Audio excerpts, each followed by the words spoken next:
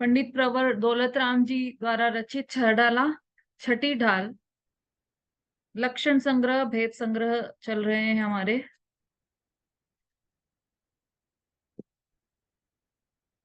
Page number 184। इसमें हमने छठवीं ढाल के लक्षण संग्रह में अंतरंग तप, अनुभव, आवश्यक, काय गुप्ती, गुप्ती और तप, इन सब की चर्चा कर ली थी हमने। अब ध्यान, यहां से हम प्रारंभ करते हैं। ध्यान नए निक्षेप। पढ़िए विमलेश जी। जय जिन दीदी। ध्यान सर्व विकल्पों को छोड़कर अपने ज्ञान को लक्ष्य में स्थिर करना सो ध्यान है। न वस्तु के एक अंश को मुख्य करके जाने, वह न है और वह उपयोगात्मक है। सम्यक श्रुत ज्ञान प्रमाण का अंश है, वह न है। निक्षेप नए ज्ञान द्वारा बाधा रहित रूप से प्रसंगवशात पदार्थ में नाम आदि की स्थापना करना सो निक्षेप है। परिग्रह हाँ, पर बस वस्तु में ममता, मोह अथवा ममत्व। तीन तीन का अपन अर्थ समझते हुए चलेंगे। ध्यान सर्व विकल्पों को छोड़कर अपने ज्ञान को लक्ष्य में स्थिर करना सो ध्यान है ना। ध्यान ध्याता ध्येय भी आया था ये शब्द अपना। तो जो ध्येय है वो लक्ष्य है। लक्ष्य कहें या ध्येय कहें एक ही बात है। तो उसमें अपने ज्ञान को स्थिर करना वह ध्यान है।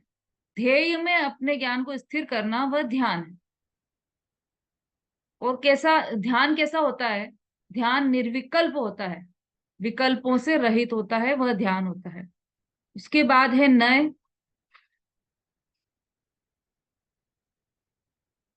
नय तो वस्तु के एक अंश को मुख्य करके जाने, वह नय है और वह उपयोगात्मक है।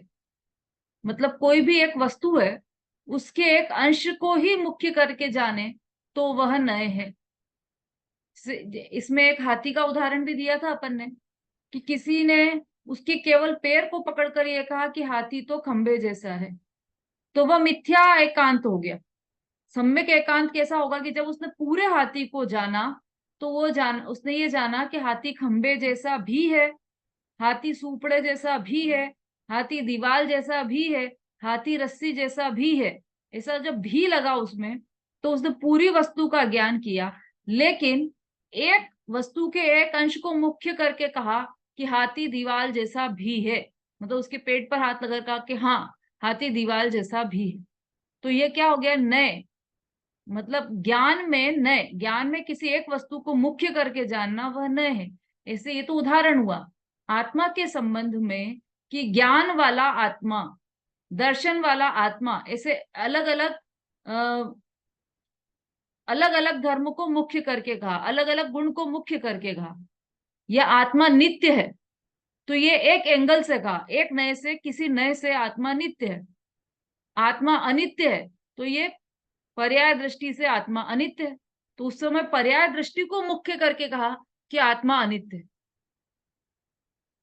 तो ये नए में वस्तु के एक अंश को मुख्य करके जाने, वह नए है और वह उपयोगात्मक है। उपयोगात्मक है मतलब उपयोग में आता है, वो नए ज्ञान का अंश है ना। नए के द्वारा किसी वस्तु को जाना, तो जानना मतलब ज्ञान किया। तो उपयोग में मतलब उस समय उपयोग में वह वस्तु का एक अंश आ रहा है, तो इसलिए वह नए उपयोगात्मक है। सम्यक शुद्ध ज्ञान प्रमाण का अंश वह नए है। सम्यक शुद्ध ज्ञान प्रमाण का अंश वह नए है। प्रमाण अर्थात, तो प्रमाण क्या करता है कि प्रमाण पूरी वस्तु को जानता है। मतलब जैसे पूरी वस्तु को जानना मतलब आत्मा के संबंध में, जैसे आत्मा के द्रव्य भी जाने, गुण भी जाने और पर्याय भी जाने, इस तरह से पूरी वस्तु को जानता है, वह प्रमाण ज्ञान कहलाता है। और प्रमाण ज्ञान, सम्यक ज्ञान प्रमाण ज्ञान होता है, क्योंकि सम्यक ज्ञान में पूरी वस्तु को जाना जाता है कि वस्तु नित्य अनित्य भी है, नित्य भी है, मतलब वस्तु पर्याय वाली भी है, ध्रुव्य वाली भी है और गुण वाली, द्रव्य गुण पर्यायवत, ऐसा पूरा, मतलब द्रव्य गुण और पर्याय पूरी वस्तु को सर्वांग से जानने वाला ज्ञान प्रमाण ज्ञान है, और वह ज्ञान सम्यक ज्ञान है। तो सम्यक श्रुत ज्ञान प्रमाण का अंश। अब ये जो प्रमाण से पूरी वस्तु को जाना कि आत्मा में द्रव्य भी है, गुण भी है और पर्याय भी है, अब उसके किसी एक अंश को पकड़कर कि आत्मा नित्य, मतलब पर्याय दृष्टि से आत्मा नित्य ही है, ऐसा तो अनित्य ही है, तो उसकी अनित्यता को जाना कि अरे ये तो क्षण भर में नाश को प्राप्त हो जाएगी, उत्पाद भी हो रहा है इसका, व्यय भी हो रहा है, और ये संयोग हमारे साथ पूरी जो 12 भावनाएं हैं, है ना, उसमें 6 तो तत्व परक है, 6 वैराग्य परक है। तो वैराग्य परक जो भावनाएं हैं उसमें बार बार वस्तु के एक अंश को बताया गया है कि अरे देखो संसार अस्थिर है, संसार भावना में अनित्य, अक्षरण, संसार, एकत्व, अन्यत्व, इन सब में तो अनित्य है, संसार अनित्य है, कुछ भी टिकने वाला नहीं है, सब क्षण क्षण में नाश होने वाला है, कोई भी शरण नहीं है, डॉक्टर नहीं शरण है, कोई वैद्य जी शरण नहीं है, कोई भी शरण नहीं, मणि मंत्र तंत्र बहु होई, कितना भी कर ले हम इस जीव को बचा नहीं सकते। तो बचा नहीं सकते तो इसका मतलब जीव मर जाएगा, तो जीव मर जाएगा कि अमर है कि मर जाएगा। तो कि यदि पर्याय दृष्टि से देखा जाए, एक नए से देखा जाए, तो जीव अनित्य है, उसको क्षण क्षण में नाश होने वाला है, उसके सारे संयोग नष्ट होने वाले हैं, अनित्य है, सब कुछ अनित्य है, पूरा संसार अनित्य है, ऐसा कह दिया जाता है। तो वो कैसे कह दिया जाता है, पूरा संसार अनित्य है ऐसा भी कह रहे हैं, और पूरे संसार में किसी भी वस्तु का नाश नहीं होगा यह भी कह रहे हैं। इसका मतलब यह है कि वस्तु के एक अंश को पकड़ा गया है, इसका मतलब वस्तु वस्तु का ज्ञान नय के द्वारा किया गया, और जो सम्यक ज्ञान है उसका अंश है नय। अज्ञानी को तो नए लागू भी नहीं पड़ते, नए किसको लागू पड़ते हैं, सिर्फ ज्ञानी को लागू पड़ते हैं। जिसने पूरी वस्तु को जाना है वह एक अंश को मुख्य करके कह सकता है, जिसने पूरी वस्तु को ही नहीं जाना तो वो तो कहेगा कि हाथी तो दीवाल जैसा ही है, ऐसा, तो वो मिथ्या एकांत हो जाएगा। सम्यक एकांत कब होगा, जब उसने पूरी वस्तु को देख लिया और तब उसने कहा कि हाँ हाथी दीवाल जैसा है, ऐसा कहा, तो वही बात वो कह रहा है, तो वह सम्यक एकांत में चली जाएगी, क्योंकि उस समय उसने नए के द्वारा, नए के ज्ञान के द्वारा एक वस्तु के एक अंश को मुख्य किया है। तो नए किसे कहते हैं कि सम्यक श्रुत ज्ञान प्रमाण का अंश वह नए है, ठीक है, प्रमाण का अंश, प्रमाण मतलब पूरी वस्तु का ज्ञान, उसका अंश मतलब एक अंश को जानना, वह नए है। निक्षेप, नए ज्ञान द्वारा बाधा रहित रूप से प्रसंगवशात पदार्थ में नामादिक की स्थापना करना सो निक्षेप है। नए ज्ञान द्वारा बाधा रहित रूप से प्रसंगवशात, है ना, पदार्थ में नामादिक की स्थापना करना, मतलब नाम, स्थापना, द्रव्य और भाव, ये 4 प्रकार के निक्षेप होते हैं ना, नाम, स्थापना, द्रव्य और भाव। ये जब अपन निक्षेप की चर्चा चली थी तब अपन ने समझे थे अलग अलग। तो नाम से क्या लगाना, किसी बच्चे का नाम महावीर रख देना, तो वो महावीर तो है नहीं, लेकिन उसमें महावीर के नाम की स्थापना कर दी, तीर्थंकर नहीं है, तीर्थंकर के नाम की स्थापना कर दी, तो फिर उस बालक को महावीर नाम से बुलाना वह झूठ नहीं है, लेकिन निक्षेप का कथन। क्या रे तुम उस बच्चे को महावीर नाम से क्यों बुला रहे हो, कोई महावीर है क्या, महावीर तो तीर्थंकर है कि नहीं, उसे उसमें नाम निक्षेप से उसे बुलाया जा रहा है कि महावीर इधर आओ, ऐसा। स्थापना निक्षेप में हम प्रतिमा में सिमंदर भगवान की स्थापना कर लेते हैं, तो वास्तव में सिमंदर भगवान है नहीं, लेकिन हमने उनकी पंच कल्याणक के द्वारा पूरी प्रतिष्ठा करके अपने मन में स्थापना की है सिमंदर भगवान की, वह स्थापना निक्षेप। तो नाम, स्थापना, द्रव्य, भाव, इस तरह से ये चारों हैं, है ना। जैसे अपन कह देते हैं तीर्थंकर का जन्म हुआ है, अरे बहुत आनंद की घड़ी है, तीर्थंकर का जन्म हुआ है, तो तीर्थंकर का तो जन्म होता ही नहीं, बालक का जन्म हुआ, तीर्थंकर का थोड़ी जन्म हुआ है, बालक का जन्म हुआ है ना। तो ये सब निक्षेप से कथन आते हैं सारे। तो ये निक्षेप है। नए ज्ञान द्वारा अबाधा रहित रूप से प्रसंग वशात, किसी प्रसंग के कारण, जैसे उसका नाम रख दिया गया तो ये प्रसंग बना, या तीर्थंकर को मतलब बालक को तीर्थंकर जन्मे ऐसा कहा, तो वो प्रसंग वशात, क्योंकि वो आगे तीर्थंकर बनने वाले हैं, इसलिए प्रसंग वशात ऐसा कहा। तो पदार्थ में नामादिक की स्थापना करना सो निक्षेप है। समझ में आ रहा है सबको?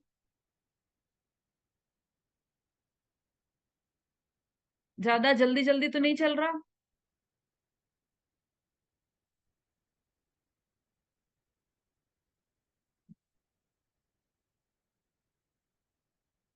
हम्म, ठीक है, मतलब समझ में आ रहा है सब।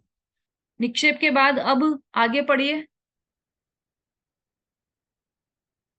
हाँ पढ़िए बीना जी। नहीं दीदी, मुझे पूछना था। हाँ। जैसे निक्षेप का है ना, जैसे हमने स्थापना कर दी, भगवान की स्थापना करते हैं ना अपने ठोंगे में, जैसे कर लेते हैं, वो ही हुई ना इसका मतलब। हाँ, है नहीं, लेकिन वहाँ स्थापना कर दी एक भाव में, तो उसको निक्षेप कहा है ना। हम्म, देखो, अच्छा आपने अलग प्रसंग छेड़ दिया है। स्थापना दो प्रकार की होती है, तदाकार स्थापना और अतदाकार स्थापना। स्थापना निक्षेप में तदाकार स्थापना और अतदाकार स्थापना। ठीक है। अब इसका डिटेल आप, जो भी जिनेन्द्र अर्चना है ना आपके पास, उसमें शुरू में दिया हुआ है, तो वहां से पढ़ लेना। अपन तो अभी शॉर्ट में ये जानना चाह रहे हैं कि हम ठोनी में जो स्थापना कर देते हैं वह तो सर्वथा अनुचित है। क्योंकि स्थापना तो हम किसकी स्थापना कर रहे हैं? भगवान की स्थापना, तो भगवान तो स्थापित है सामने। अब हम्म। किसकी स्थापना है? तो अगर आप ठोनी में अभी स्थापना कर रहे हो, इसका मतलब आपने ठोनी में स्थापना करने से पहले जो भगवान के दर्शन किए, तो वो किस हिसाब से किए आपने? क्योंकि स्थापना तो वहीं हो गई थी, अब वापस स्थापना करने की आवश्यकता नहीं बची। तो ठोणी में हम्म। स्थापना करने का कोई प्रचलन नहीं है अपने यहाँ। बची बात भगवान की, तो भगवान की स्थापना जब उनके प्राण प्रतिष्ठा हुई, जब उनके पंच कल्याणक हुए, तभी वह स्थापना स्थापना निक्षेप के रूप में हमने उस प्रतिमा में साक्षात सिमंदर भगवान की स्थापना कर ली। तो ठीक है। निक्षेप और स्थापना में कुछ ज्यादा अंतर तो नहीं हुआ ना फिर? अरे, निक्षेप का ही तो भेद है स्थापना निक्षेप। नाम, स्थापना, द्रव्य, भाव, हाँ ये चार ही चार प्रकार के निक्षेप है ना। हाँ उसमें हाँ से हाँ स्थापना हाँ। निक्षेप की बात चल रही है अभी यहाँ पर।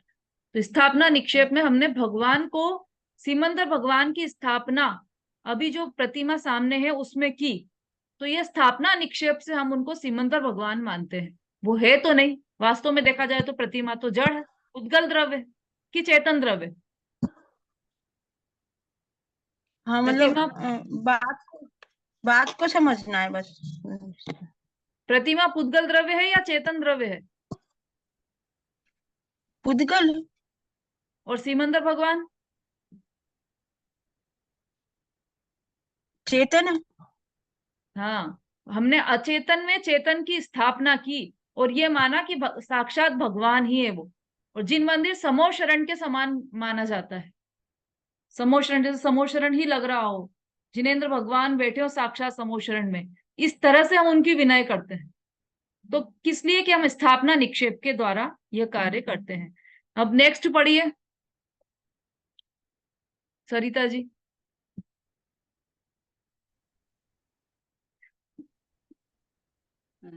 परिचय जाए, दुख के कारण मिलने से दुखी ना हो तथा सुख के कारण मिलने से सुखी ना हो, किंतु ज्ञाता रूप से उस ज्ञेय का जानने वाला ही रहे, यही सच्चा परिचय जय है। प्रतिक्रमण, मिथ्या दर्शन, मिथ्या ज्ञान, मिथ्या चारित्र को निर्वशेष रूप से छोड़कर सम्यक दर्शन, सम्यक ज्ञान, सम्यक चारित्र को जीव भाता है, वह जीव प्रतिक्रमण है। प्रमाण, स्व पर वस्तु का निश्चय करने वाला सम्यक ज्ञान। हाँ, बहिरंगता, बस दूसरे बस बुझ बस सके। बस, इसमें एक छोड़ दिया था आपने, परिग्रह। परिग्रह अर्थात पर वस्तु में ममता भाव, मोह अथवा ममत्व ना, अपनी किसी स्तुति में आता है ना ये, पर वस्तु में मूर्छित न हो, इसकी रहे मुझको दया। क्या है वो? यह सुख सदा ही त्याज्य रे, पश्चात जिसके दुख भरा। पर वस्तु में मूर्छित न हो, और क्या है उसके आगे, ध्यान नहीं आ रहा है। लेकिन मूर्छा का अर्थ वहां पर, हाँ बोलिए। पर वस्तु में मूर्छित न हो, इसकी रहे मुझको दया। वह सुख सदा ही त्याज्य रे, पश्चात जिसके दुख भरा। ठीक है, पर वस्तु में मूर्छित न हो, इसका क्या शब्द है, इसका क्या अर्थ है? मूर्छित, मूर्छित अर्थात मूर्छा। तत्वार सूत्र में आप सूत्र पढ़ोगे तो मूर्छा परिग्रहस्य, मूर्छा ही परिग्रह है, ऐसा लिखा है। और मूर्छा मतलब मूर्छा आ जाती है, किसी की बेहोश हो जाते हैं, वो मूर्छा, वही मूर्छा है। वही मूर्छा है। बेहोश हो गए परद्रव्य में, ममत्व हो गई, मतलब मूर्छा हो गई।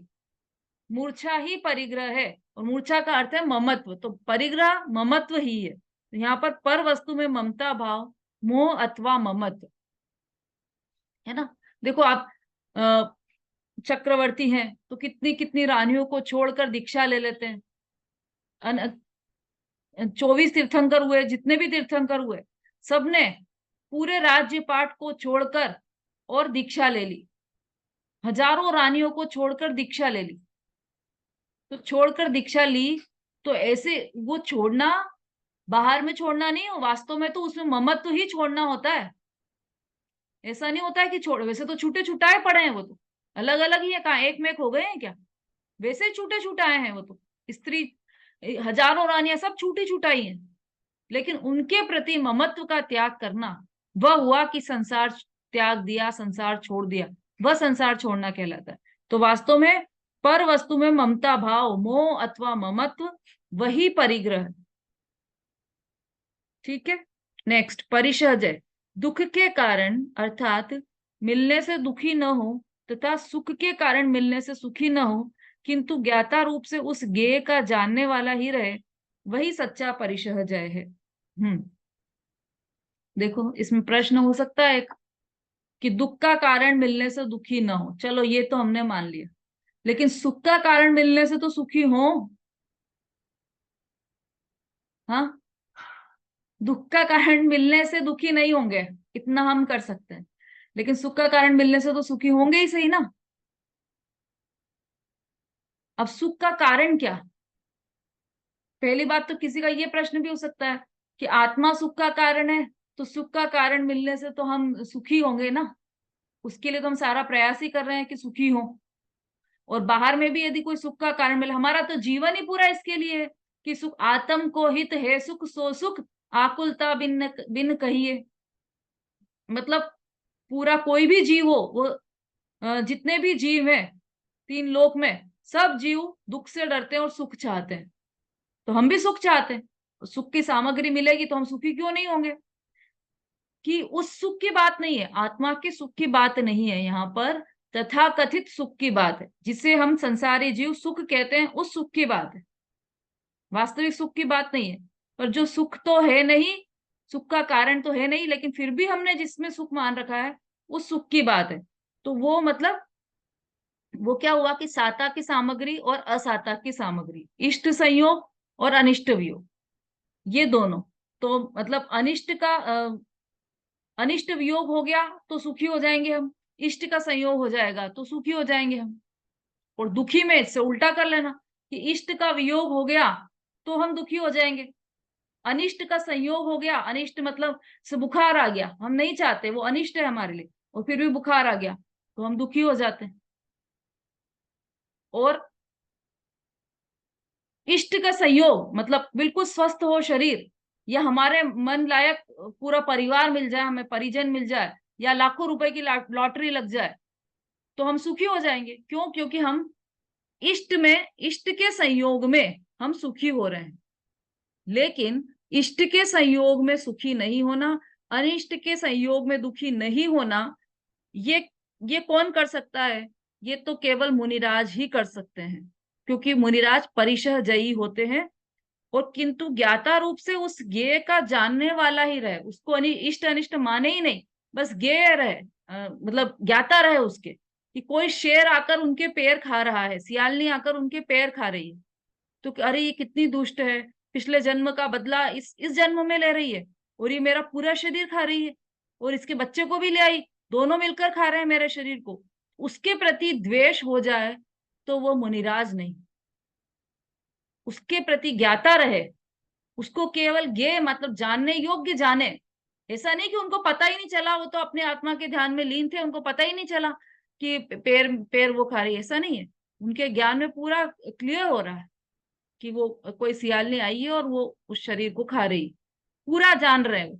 लेकिन जानते हुए भी उसके ज्ञाता मात्र ही रहे, और वो जो वस्तुएं बाहर दिखाई दे रही वो सब उनके ज्ञान का ज्ञेय ही रही, उसमें इष्ट नहीं माना और अनिष्ट नहीं माना। तो ऐसे परिशह जयी मुनिराज होते हैं, वही सच्चा परिशह जय है। परिशय के ऊपर विजय प्राप्त करना, ये परिशह जय है। प्रतिक्रमण,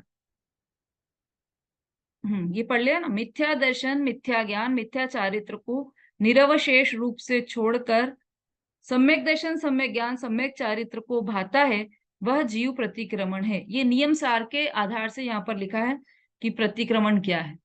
तो जो मिथ्या दर्शन मतलब मिथ्या दर्शन, मिथ्या ज्ञान, मिथ्या चारित्र को छोड़ दिया, निरवशेष मतलब उसका अवशेष भी नहीं बचा, पूर्णतया छोड़ दिया, और सम्यक दर्शन, सम्यक ज्ञान, सम्यक चारित्र को भाया, मतलब रत्नत्रय रूप परिणत हो गया, वह जीव स्वयं प्रतिक्रमण है। ऐसा नियम सार के आधार से यहाँ पर लिखा है।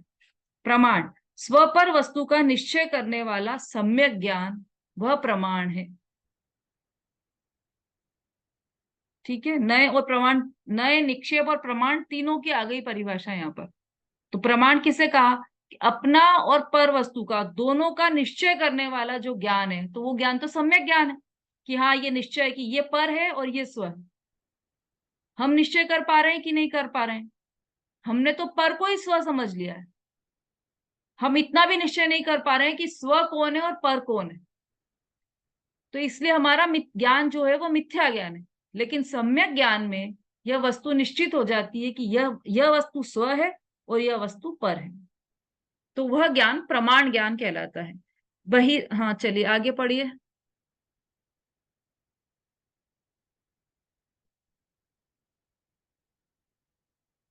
हाँ निशा जी।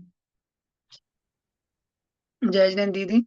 हम्म बहिरंग तप दूसरे देख सके ऐसे पर पदार्थों से संबंधित इच्छा निरोध,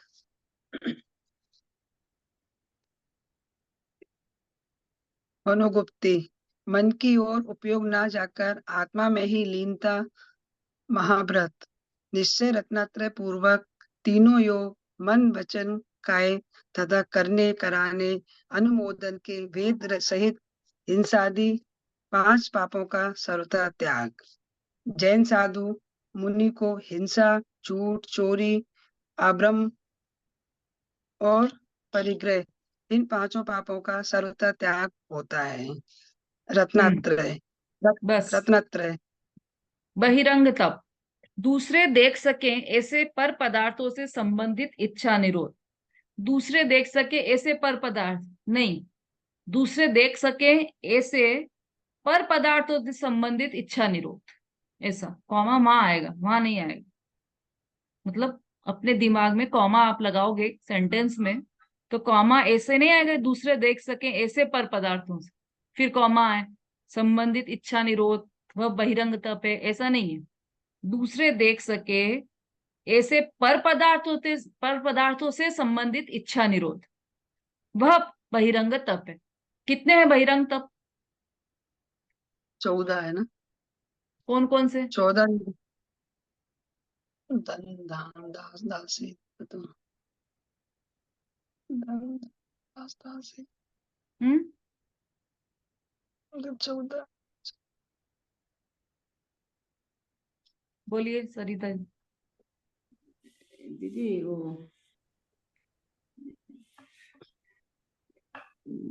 उपवास, उपवास को न क्या बोला है उसमें,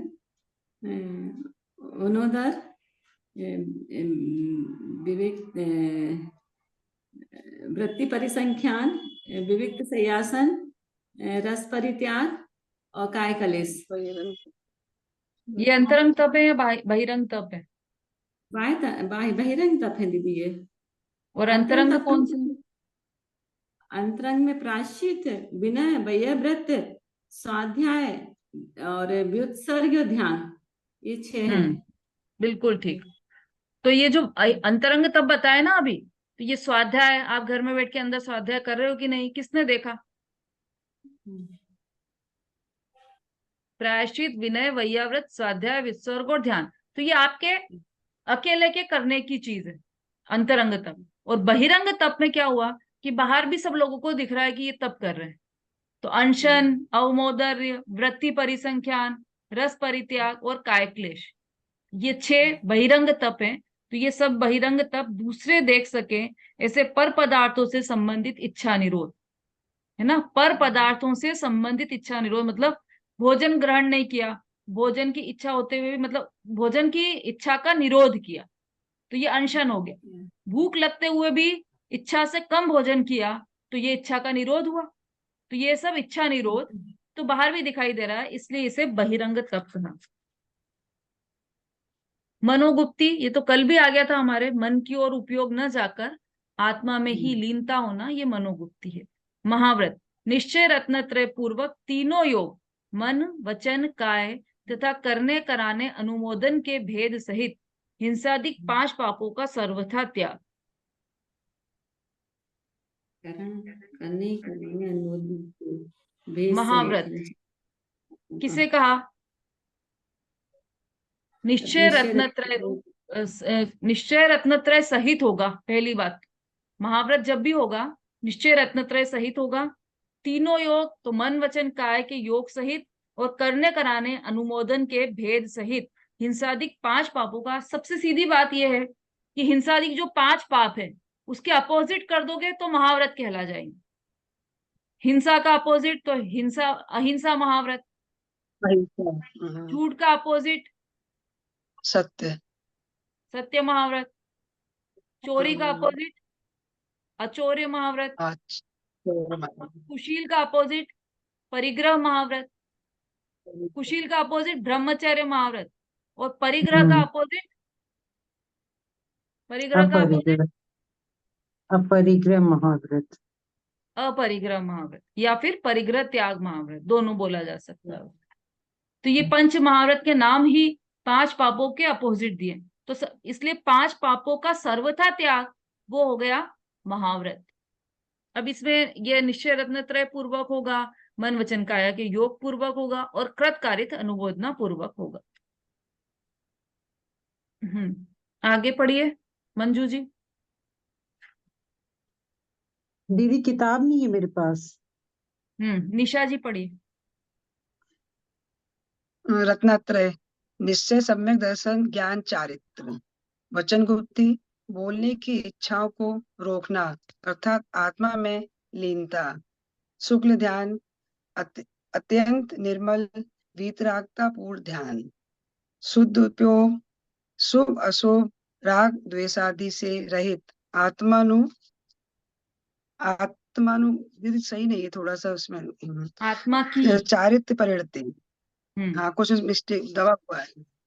आत्मा की चारित्र परिणति, समिति, प्रमाद रहित यत्नाचार सहित सम्यक प्रवृत्ति, स्वरूपाचरण चारित्र, आत्म स्वरूप में एकाग्रता पूर्वक रमणता लीनता।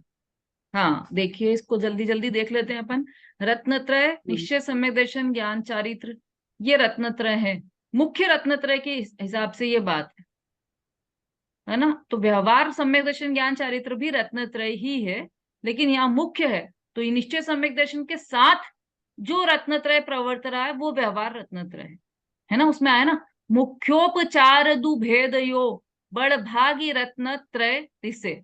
तो मुख्योपचार, मुख्योपचार का मुख्य और उपचार, मुख्य अर्थात निश्चय और उपचार अर्थात व्यवहार। तो इसलिए यहाँ निश्चय सम्यक दर्शन ज्ञान चारित्र लिया है रत्नत्रय में। वचन गुप्ति, ये कल भी आ गया था अपना, बोलने की इच्छा को रोकना अर्थात आत्मा में लीनता, या ये कहें कि आत्मा की लीनता पूर्वक बोलने की इच्छा का त्याग। शुक्ल ध्यान, अत्यंत निर्मल वीतरागता पूर्ण ध्यान, वह शुक्ल ध्यान है ना। तब ही शुक्ल ध्यानाग्नि करी चौघाति विधि का आनंद है। शुक्ल ध्यान में क्या होता है, अत्यंत निर्मल परिणाम होते हैं और वीतरागता के परिणाम रहते हैं। मतलब या ये कहें कि आत्मा में उग्रता से लीनता बढ़ती ही जाती है और शुद्धि बढ़ती ही जाती है, वह शुक्ल ध्यान है। शुद्ध उपयोग, शुभ अशुभ राग देशादिक रहित आत्मा की चारित्र परिणति। देखो यहाँ पर फिर से स्पष्ट कर देती हूँ, उस समय भी स्पष्ट किया था ये बात अपन ने कि जो शुद्ध उपयोग है वह ज्ञान गुण की पर्याय मत समझना उसको, उपयोग शब्द देख के। ये जो शुद्ध उपयोग है वह चारित्र गुण की पर्याय है, ठीक है। तो शुभ अशुभ राग द्वेषादिक से रहित आत्मा की चारित्र परिणति वह शुद्ध उपयोग है। समिति, प्रमाद रहित यत्नाचार सहित सम्यक प्रवृत्ति। इतनी सुंदर परिभाषा दी है समिति की ये। समिति अर्थात सम्यक प्रवृत्ति। अब कैसी सम्यक प्रवृत्ति, तो प्रमाद रहित और यत्नाचार सहित सम्यक प्रवृत्ति, वो समिति। ये तो बिल्कुल सबको रट जाना चाहिए। समिति किसे कहते हैं, तो प्रमाद रहित यत्नाचार सहित प्रवृत्ति समिति कहलाती है। ठीक है, पूछ लेते हैं अभी अपन किसी से। ये कांति जैन और सैमसंग ये जुड़े नहीं है, यहाँ पर दिखाई दे रहा है। हाँ सैमसंग तो जुड़ गया है लेकिन कांति जैन का जुड़ा नहीं है अभी। चलिए सब लोग ध्यान से सुनना, मैं किसी किसी से पूछूंगी और सबसे किसी से भी पूछ सकती हूँ। आरती जी बोलिए।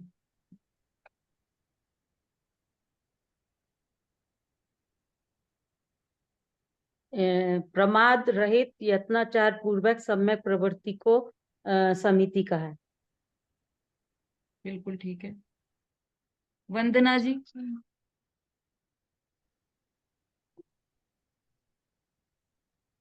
थोड़ा सा जल्दी जल्दी। हाँ, प्रमाद रहित सम्यक सम्यक रहित प्रवृत्ति को ही